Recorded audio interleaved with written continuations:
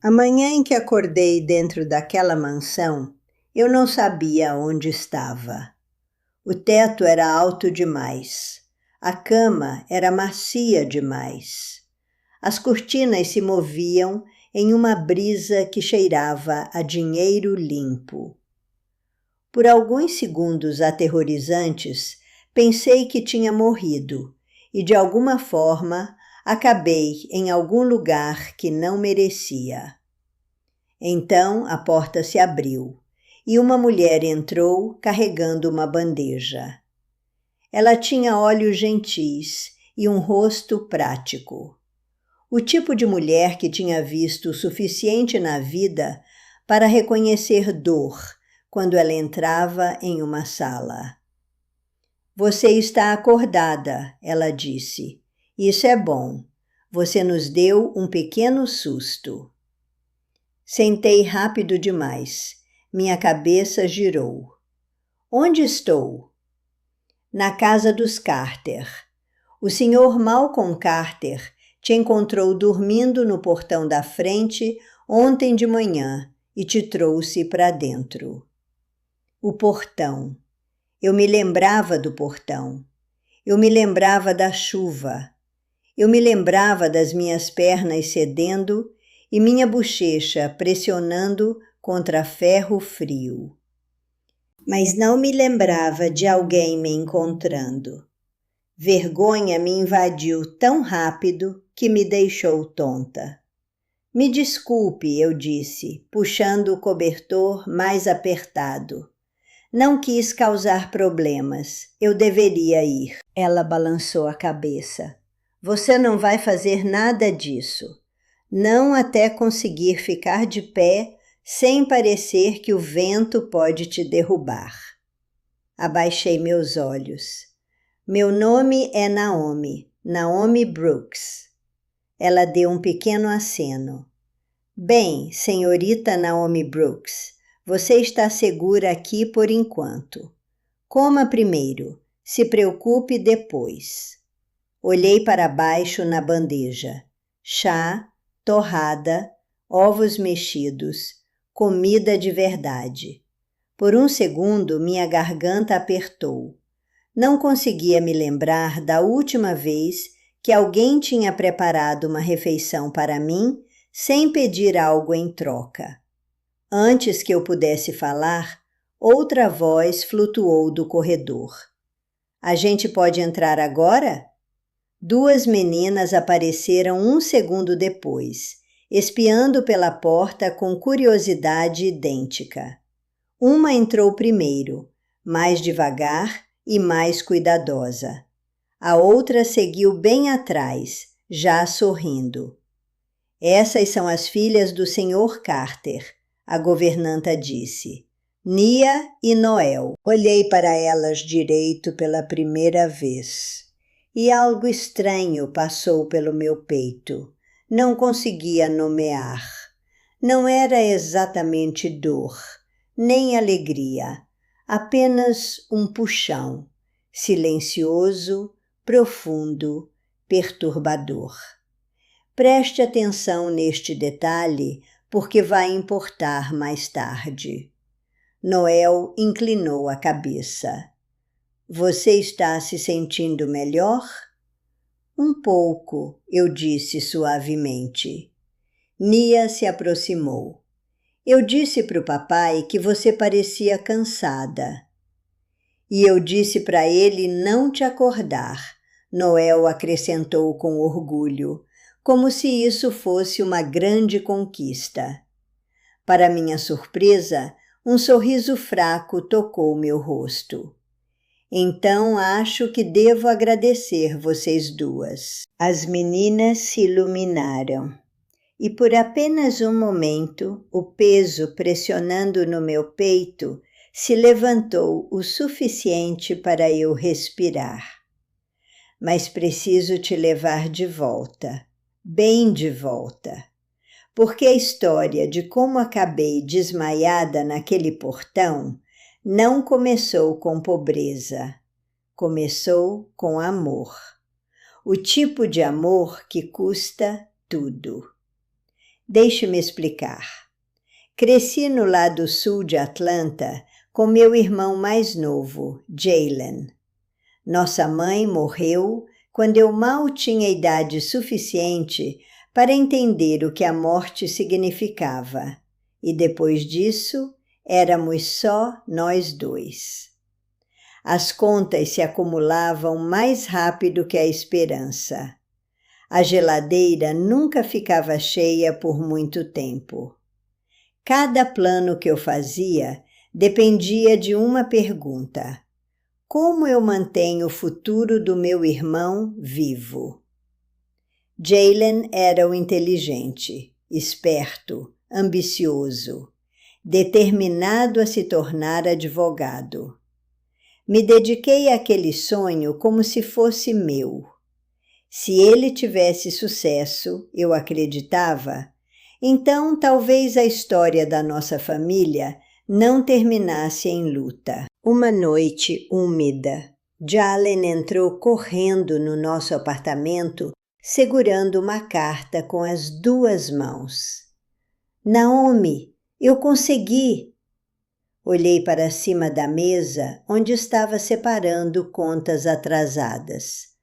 Conseguiu o quê? A aceitação. Ele me entregou o papel com dedos tremendo. O programa de direito em Londres. Fui aceito. Por um lindo momento, a alegria apagou todo o resto. Pulei, abracei ele apertado e ri com lágrimas nos olhos. Mas então a realidade seguiu. A mensalidade era impossível. Os custos de viagem eram piores. E o prazo ficava no final da página, como uma ameaça. Jalen notou a mudança no meu rosto. Eu sei que é muito. Talvez eu possa adiar. Não, eu disse rapidamente. Você trabalhou duro demais para isso. Naquela noite, depois que Jalen adormeceu no sofá, com a carta ainda na mão, sentei sozinha na cozinha escura e orei. Senhor, não sei como, mas por favor, abra um caminho. E honestamente, um caminho veio. Só que não do tipo que eu jamais imaginei. Algumas semanas depois, sentei em um consultório médico limpo, de frente para uma médica chamada Simone Whitfield. Ela explicou o arranjo cuidadosamente. Confidencial, discreto. Uma família que desejava permanecer anônima precisava de uma barriga de aluguel. O número no papel na minha frente parecia irreal. Poderia cobrir a mensalidade de Jalen, a viagem dele, os primeiros meses dele no exterior. Meu estômago revirou. É demais. É sua decisão, a médica disse calmamente. Naquela noite, orei mais tempo do que jamais tinha orado antes. E pela manhã, com mãos tremendo e lágrimas que me recusei a deixar cair em público, assinei o contrato. Preciso que você entenda algo antes de eu continuar. Não tratei a gravidez como uma transação no começo. Disse a mim mesma que era um sacrifício com prazo. Me lembrava constantemente que estava ajudando uma família, garantindo o futuro de Jalen, fazendo o que tinha concordado em fazer. Mas a vida tinha o jeito de se tornar real antes que eu estivesse pronta. Uma tarde, a médica estudou meu prontuário, então olhou para cima com o menor dos sorrisos. Bem, espero que você esteja preparada para uma surpresa. Franzi a testa. Que tipo de surpresa? Ela virou a tela na minha direção. Você está carregando gêmeos. Por um segundo, esqueci como respirar. Gêmeos? 2 bebês saudáveis. Eu tinha concordado em carregar uma criança. De alguma forma, a notícia de que eram 2 fez a coisa toda parecer maior. mais pesada, mais sagrada. Conforme os meses passavam, meu corpo mudava, mas meu coração também. Tentei não pensar nos bebês como meus. Me lembrava constantemente que isso era um arranjo. Mas à noite, quando o apartamento estava silencioso e o mundo parava de pedir coisas de mim, eu colocava as 2 mãos sobre minha barriga e sussurrava suavemente: "Vocês 2 se comportem aí dentro." Às vezes orava sobre eles, às vezes cantava, às vezes simplesmente sentava quieta e escutava o estranho, terno silêncio do amor se formando onde tinha prometido a mim mesma que haveria apenas dever. E é aqui que a história fica pesada. O trabalho de parto veio 2 meses depois. Longo, doloroso, exaustivo. Agarrei os lençóis do hospital, chorei, orei e empurrei através de onda após onda até a sala se encher com o som agudo e lindo de choros de recém-nascidos. 2 meninas. A enfermeira as colocou nos meus braços por apenas um breve momento. Tempo suficiente para eu ver seus rostinhos pequenos. Tempo suficiente para algo dentro de mim se abrir para sempre. "Elas são lindas", sussurrei, lágrimas escorrendo pelo meu rosto. Então elas foram levadas. Estendi a mão atrás delas fracamente, mas a sala já tinha começado a seguir em frente sem mim. De volta no meu quarto, virei meu rosto no travesseiro e chorei pelos bebês que tinha carregado, orado sobre e perdido tudo no mesmo dia. Espere, piora, porque Jalen conseguiu. Ele se tornou tudo pelo que sacrifiquei. Um jovem advogado polido, com ternos sob medida e relógios caros. O tipo de confiança que vinha de ser bem-vindo em salas que eu nunca tinha nem imaginado entrar. A primeira vez que visitei o escritório dele no centro, parei do lado de fora do prédio de vidro e olhei para cima com lágrimas nos olhos. Isso, pensei, era para o que tudo tinha sido. Mas quando entrei, a recepcionista olhou para minha bolsa gasta, depois para meus sapatos, depois de volta para meu rosto, com um sorriso educado que não alcançava totalmente os olhos dela. Quando entrei no escritório de Jalen, ele se levantou de trás de uma grande mesa, surpreso. "Naomi, você devia ter ligado antes." Sorri mesmo assim. Quis te surpreender. Mas havia algo nos olhos dele que eu não tinha visto antes. Distância, não cansaço, não estresse, algo mais frio. "Estava por perto", eu disse. "Pensei que talvez pudéssemos almoçar." Ele olhou para a parede de vidro onde associados júniores passavam apressados. "Hoje não é um bom dia." Meu sorriso enfraqueceu. "Ah, tudo bem. Talvez outro dia." Ele deu um aceno rápido, já pegando a pasta na mesa dele. Outro dia." Isso deveria ter me alertado. Mas continuei fazendo desculpas. "Ele está ocupado, ele está se ajustando. Sucesso muda agendas." Então as ligações começaram a ficar sem resposta. O dinheiro que ele uma vez prometeu enviar parou de vir. Mensagens eram lidas e ignoradas. Quando finalmente consegui falar com ele de novo, nos encontramos em um restaurante caro demais para eu ter entrado sozinha. Jalen chegou atrasado. "Jalen", eu disse, alívio e mágoa colidindo na minha voz. "Tenho tentado te encontrar.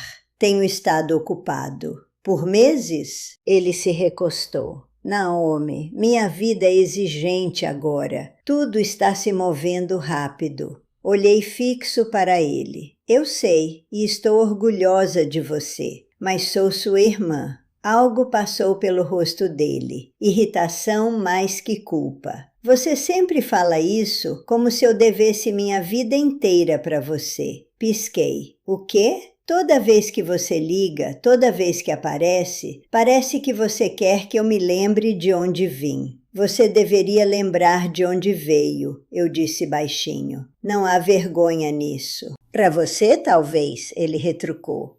Mas eu tinha que sair daquela vida. As palavras aterrissaram como golpes.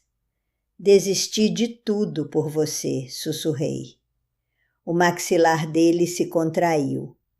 E eu nunca pedi para você jogar isso na minha cara para sempre. Fiquei muito quieta. Os sons do restaurante borraram ao meu redor. Mas por dentro, algo tinha ficado completamente silencioso. Me levantei devagar. Jaylen não me impediu. Ele não se desculpou. Nem sequer se levantou.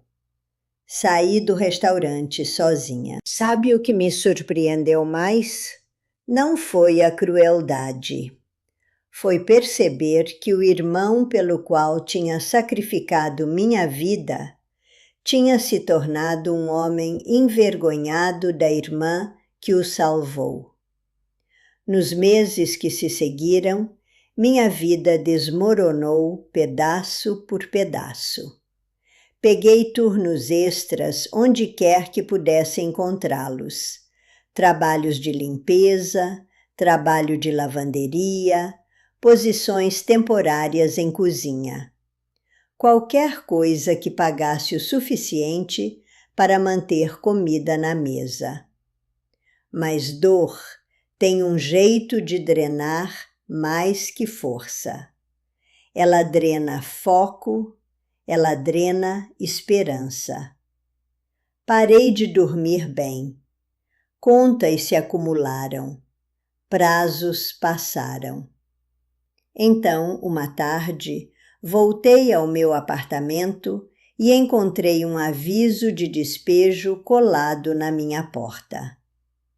No final daquela semana, tinha empacotado as poucas coisas que ainda possuía em 2 bolsas gastas.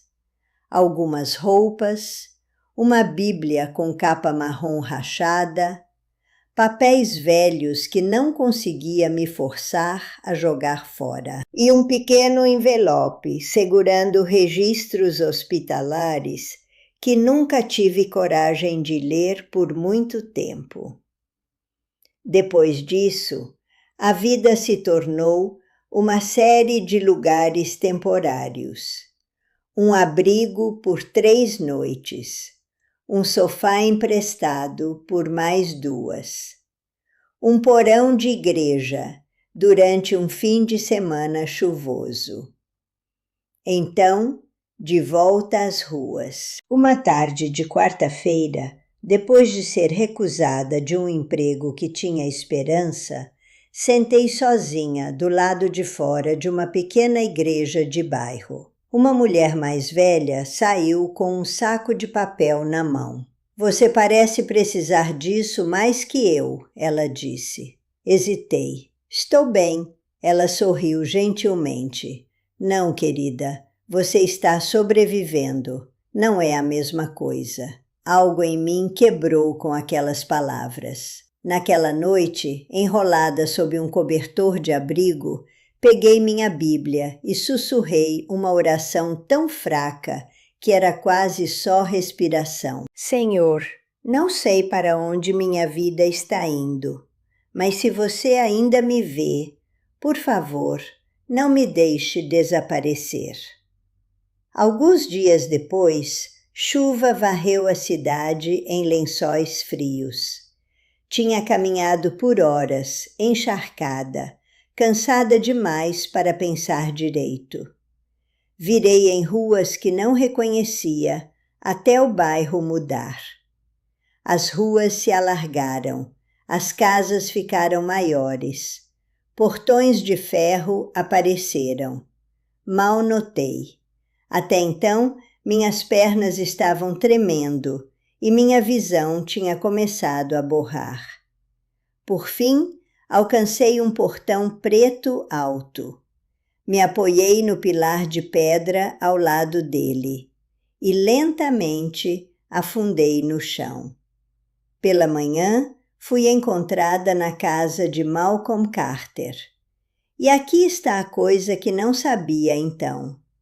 As gêmeas que tinha carregado 10 anos antes, os bebês sobre os quais tinha orado e perdido, as meninas cujos rostos nunca esqueci, elas estavam vivendo naquela casa. Nia e Noel eram minhas filhas e de alguma forma, sem querer, tinha encontrado meu caminho de volta para elas. Nos próximos dias, a força voltou lentamente. A senhorita Loretta, a governanta, garantiu isso. Toda manhã ela me verificava com chá, comida quente e cuidado prático, que não fazia perguntas desnecessárias. Mas o que me surpreendeu mais não foi o quarto, foram as meninas. Nia e Noel tinham decidido, sem consultar ninguém, que eu agora pertencia à rotina diária delas. No café da manhã estavam na minha porta. No meio da manhã estavam perguntando se eu gostava de panquecas, quebra-cabeças ou girassóis. À tarde tinham começado a trazer pequenos pedaços do mundo delas para mim. Senhorita Naomi, Noel disse um dia com seriedade dramática. Se uma pessoa diz que não gosta de macarrão com queijo, você ainda deveria confiar nela? Nia suspirou. Ela faz perguntas estranhas quando gosta de alguém. Ri suavemente. Então acho que devo me sentir honrada. Pouco a pouco, me via entrando em espaços que ninguém tinha me convidado formalmente, mas onde eu era silenciosamente necessária. Amarrei laços antes da escola. Ajudei Nia a organizar suas notas de ortografia. Ensinei as duas meninas a dizer obrigada sem murmurar e como baixar a cabeça corretamente antes da oração. Tudo veio naturalmente, naturalmente demais. Uma noite estava na cozinha quando Malcolm entrou. Você tem ajudado elas muito, ele disse. Espero que esteja tudo bem. Está. Elas parecem mais leves. Abaixei meus olhos. Elas são boas meninas. São. Por um momento nenhum de nós falou. Então eu disse baixinho. Elas percebem mais do que as pessoas pensam. O que você quer dizer? Elas são crianças, mas ainda podem sentir quando uma casa está carregando tristeza. A expressão dele mudou. Me perguntei se tinha ido longe demais. Desculpe, não quis... Não, ele disse, sua voz mais suave que o normal. Você não está errada. E quando finalmente saí da cozinha, algo em mim entendeu. Ainda não sabia que aquelas meninas eram minhas, mas de alguma forma, meu coração já sabia. Se essa história te tocou, deixa um like. Me ajuda mais do que você imagina a continuar trazendo essas histórias toda semana. E me diga nos comentários, você teria feito o sacrifício que Naomi fez? Você conseguiria carregar crianças sabendo que talvez nunca as veria de novo, só para salvar o futuro de outra pessoa? E se alguém te traísse do jeito que Jaylen traiu ela, você conseguiria perdoar? Eu leio cada comentário. Me diga de onde você está assistindo e que horas são agora. E se você quer ver o que acontece quando Naomi finalmente descobre a verdade sobre aquelas meninas, comente parte 2, porque honestamente é quando tudo muda. Toda semana tem uma nova história, e algumas delas atingem ainda mais forte que essa.